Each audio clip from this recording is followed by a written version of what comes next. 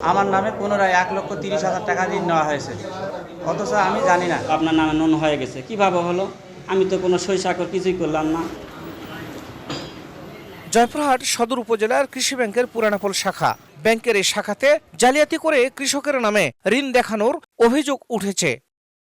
সদর উপজেলার দুই কৃষক হাফিজুল ইসলাম ও আমিনুর রহমান ব্যাংক থেকে নেয়া শস্য ঋণ পরিশোধ করে আবারও ঋণ নিতে যান কৃষি ব্যাংকের পুরানাপোল শাখায়। সেখানে গিয়ে জানতে পারেন আগের ঋণ শোধ হলেও তাদের নামে নতুন করে ঋণ দেখানো হয়েছে।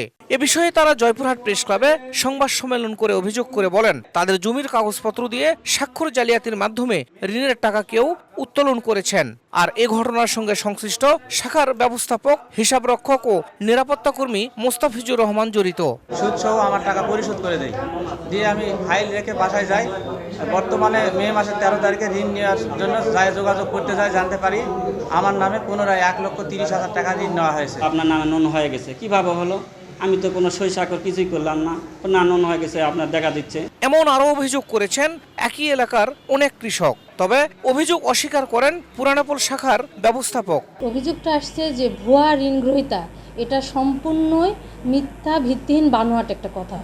আমার বিরুদ্ধে একটা ষড়যন্ত্র, একদম ঠিক না। আমাদের ব্যাংকিং ডকুমেন্টসে যে প্রপার নিয়মগুলো মেনটেন করে লোন দেওয়া হয়, আমরা সেই নিয়ম মেনটেন করেই লোনগুলো দিয়েছি। এসব অভিযোগের ভিত্তিতে জয়পুরহাট শাখার ব্যবস্থাপক ও খেতলাল শাখার ব্যবস্থাপককে নিয়ে 2 সদস্য বিশিষ্ট একটি তদন্ত কমিটি গঠন করা হয়েছে বলে জানান ব্যাংকটির আঞ্চলিক কর্মকর্তা। যথাযথ তথ্য উদ্ঘাটনের জন্য তদন্ত কমিটি গঠন করা হয়েছে।